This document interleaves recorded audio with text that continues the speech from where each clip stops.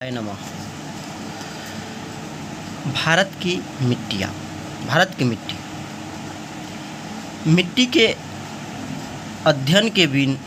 मिट्टी के अध्ययन के विज्ञान को मृदा विज्ञान पेडोलॉजी कहा जाता है। भारतीय कृषि अनुसंधान परिषद ने भारत की मिट्टियों को 8 वर्गों में विभाजित किया है, जो निम्न है। एक में है जलोढ़ मिट्टी। जलोढ़ मिट्टी यह नदी द्वारा लाई गई मिट्टी। इस मिट्टी में पोटास की बहुलकता होती है, लेकिन नाइट्रोजन, फास्फोरस और ह्यूमस की कमी होती है। भारत के सबसे उपजाऊ मिट्टी। इसमें धान, गेहूँ, मक्का, तिलहन, दलहन, आलू आदि की फसलें उगाई जाती हैं। यह मिट्टी भारत के लगभग 22% क्षेत्रफल पर पाया जाता है। भारत का संपूर्ण उत्तरी क्षेत्र जलोढ़ मिट्टी भारत में लगभग 22% क्षेत्रफल पर पाई जाती है। भारत का संपूर्ण उत्तरी मैदान, तटीय मैदान जलोढ़ मिट्टी का बना होता है। यह 2 प्रकार के होते हैं, बांगर, खादर। बांगर मिट्टी और खादर मिट्टी। पुराने जलोढ़ मिट्टी को बांगर तथा नए जलोढ़ मिट्टी को खादर कहा जाता है। जलोढ़ मिट्टी की उर्वरक के दृष्टिकोण को काफ़ी अच्छी मानी जाती है, यानी जलोढ़ मिट्टी उर्वरक के दृष्टिकोण से काफ़ी अच्छी मानी जाती है। एक बार फिर, जलोढ़ मिट्टी किसे कहते? जलोढ़ मिट्टी यह नदी द्वारा लाई गई मिट्टी है। जलोढ़ मिट्टी का है, यह नदी द्वारा लाई गई मिट्टी है। इस मिट्टी में पोटास की बहुलकता होती है, लेकिन नाइट्रोजन, फास्फोरस और ह्यूमस की कमी होती है। यह भारत की सबसे उपजाऊ मिट्टी है। इसमें धान, गेहूँ, मक्का, तिलहन, दलहन, आलू आदि फसलें उगाई जाती हैं। यह मिट्टी भारत के लगभग 22% क्षेत्रफल पर पाई जाती है। भारत का संपूर्ण उत्तरी मैदान, तटीय मैदान जलोढ़ मिट्टी का बना होता है। यह 2 प्रकार के होते हैं, बांगर और खादर। पुरानी जलोढ़ मिट्टी को बांगर तथा नए जलोढ़ मिट्टी को खादर कहते हैं। जलोढ़ मिट्टी उर्वरक के दृष्टिकोण से काफ़ी अच्छी मानी जाती है। दूसरा है काली मिट्टी, ब्लैक सोल। काली मिट्टी का निर्माण, इसका निर्माण विशाल चट्टान के टूटने फूटने से होती है। इसमें आयरन, चूना, एल्युमिनियम तथा मैग्नीशियम की बहुलकता होती है। इस मिट्टी का काला रंग टिटेनीफेरस, मैग्नेटाइट एवं जीवाश्म ह्यूमस की उपस्थिति के कारण होती है। इस मिट्टी में कार्बनिक पदार्थ की अधिकता होती है। एक बार आरपीएफ के क्वेश्चन में पूछा था, किस मिट्टी को रेगुर मिट्टी के नाम से जाना जाता है? तो काली मिट्टी को। काली मिट्टी, इस मिट्टी को रेगुर मिट्टी के नाम से भी जाना जाता है। एक बार क्वेश्चन में आया था, कपास की खेती के लिए सर्वाधिक कौन सा मिट्टी होती है? तो काली मिट्टी। कपास की खेती के लिए यह सर्वाधिक उपयुक्त होती है, काली मिट्टी। अतः इसे काली कपास की मिट्टी भी कहा जाता है। अन्य फसलों में गेहूँ, ज्वार, बाजरा आदि को उगाया जाता है। काली मिट्टी भारत में कहाँ कहाँ है? भारत में काली मिट्टी गुजरात में है, महाराष्ट्र में, मध्य प्रदेश के पश्चिमी क्षेत्र में, उड़ीसा के दक्षिणी क्षेत्र में और कर्नाटक के उत्तरी जिला में, आंध्र प्रदेश के दक्षिणी में और समुद्र तटीय क्षेत्र में, तमिलनाडु के सलेम में, रामनाथपुरम तथा कोयम्बटूर तथा तिरुनवैली जिला एवं राजस्थान के बूंदी एवं टोंक जिला में पाई जाती है। हो गया काली मिट्टी। एक बार फिर से, काली मिट्टी ब्लैक सोल। इसका निर्माण विशाल चट्टान के टूटने फूटने से होती है। इसमें आयरन, चूना, एल्युमिनियम एवं मैग्नीशियम की बहुलकता होती है।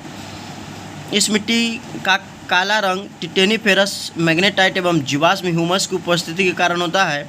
इस मिट्टी में कार्बनिक पदार्थ की अधिकता होती है। इस मिट्टी को रेगुर मिट्टी के नाम से भी जाना जाता है। कपास की खेती के लिए सर्वाधिक उपयुक्त होता है, अतः इसे काली कपास की मिट्टी भी कहा जाता है। अन्य फसलों में गेहूँ, ज्वार, बाजरा आदि को उगाया जाता है। भारत में काली मिट्टी गुजरात, महाराष्ट्र, मध्य प्रदेश तथा पश्चिमी क्षेत्र, उड़ीसा के दक्षिण एवं कर्नाटक के उत्तरी जिला, आंध्र प्रदेश के दक्षिणी एवं समुद्र तटीय क्षेत्रों में, तमिलनाडु के सलेम, रामनाथम एवं कोयम्बटूर के तिरुनवैली जिला में एवं राजस्थान के बूंदी एवं टोंक जिला में पाए जाते हैं। अब है लाल मिट्टी, रेड सॉइल। लाल मिट्टी, इसका निर्माण जलवायवीय परिवर्तन के परिणाम स्वरूप रवेदार एवं कार्यांतरिक शैलों के विघटन एवं वियोजन से होता है। इस मिट्टी में सिलिका एवं आयरन की बहुलता होती है। लाल मिट्टी का लाल रंग लौह ऑक्साइड की उपस्थिति के कारण होती है, लेकिन जलयोजित रूप से यह पीली दिखाई देती है। लाल मिट्टी लाल काहे दिखाई देता है? लौह ऑक्साइड की उपस्थिति के कारण। लाल मिट्टी जब लाल लौह ऑक्साइड के कारण दिखाई देती तो पीली क्यों दिखाई देती? लाल मिट्टी लाल रंग लौह ऑक्साइड की उपस्थिति के कारण होती है, लेकिन जलयोजित रूप में यह पीली दिखाई देती है। फिर से अब है लाल मिट्टी, यह अम्लीय प्रकृति की मिट्टी होती है। इसमें नाइट्रोजन, फास्फोरस एवं ह्यूमस की कमी होती है। क्वेश्चन पूछता है कि लाल मिट्टी में किसकी कमी होती है? तो लाल मिट्टी यह अम्लीय प्रकृति की मिट्टी होती है। इसमें क्या चीज़ की कमी होती है लाल मिट्टी में? तो इसमें नाइट्रोजन, फास्फोरस एवं ह्यूमस की कमी होती है। यह मिट्टी प्रायः उर्वरक विहीन बंजर भूमि के रूप में पाई जाती है। लाल मिट्टी, इस मिट्टी में कपास, गेहूँ, दालें एवं मोटे अनाज की कृषि की जाती है। भारत में यह मिट्टी आंध्र प्रदेश एवं मध्य प्रदेश के पूर्वी भाग, छोटा नागपुर के पठार क्षेत्र, पश्चिम बंगाल एवं उत्तरी पश्चिम जिला, मेघालय की गारो, खासी एवं जयंतिया की पहाड़ी क्षेत्रों, नागालैंड, राजस्थान के अरावली पूर्वी क्षेत्र, महाराष्ट्र, तमिलनाडु एवं कर्नाटक के कुछ भागों में पाई जाती है। चूना का इस्तेमाल लाल मिट्टी की उर्वरक बढ़ाई जाती है।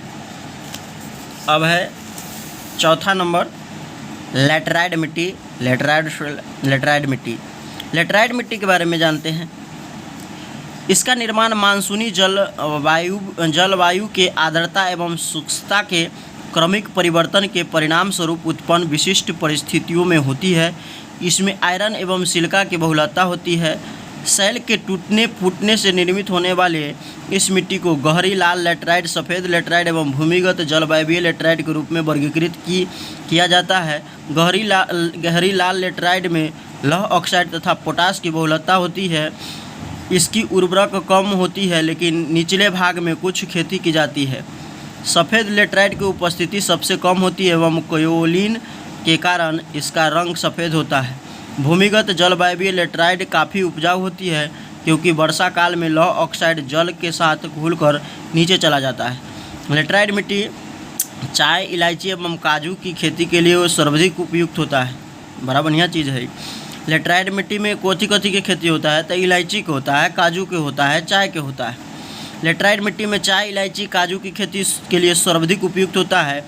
देश में मृदा अपवर्तन व उसके दुष्परिणामों को नियंत्रण हेतु 1953 में केंद्रीय मृदा संरक्षण बोर्ड का गठन किया गया है। मरुस्थलीय समस्या के अध्ययन के लिए जोधपुर में केंद्रीय सूक्ष्म क्षेत्र अनुसंधान संस्थान CAZRI की स्थापना 1959 ईस्वी में की गई थी।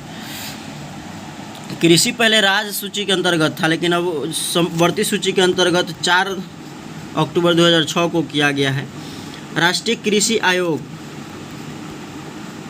कृषि आयोग NFC ने 4 अक्टूबर 2006 ईस्वी को सिफारिश प्रस्तुत किया कि कृषि को राज्य सूची से हटाकर समवर्ती सूची में लाया जाए।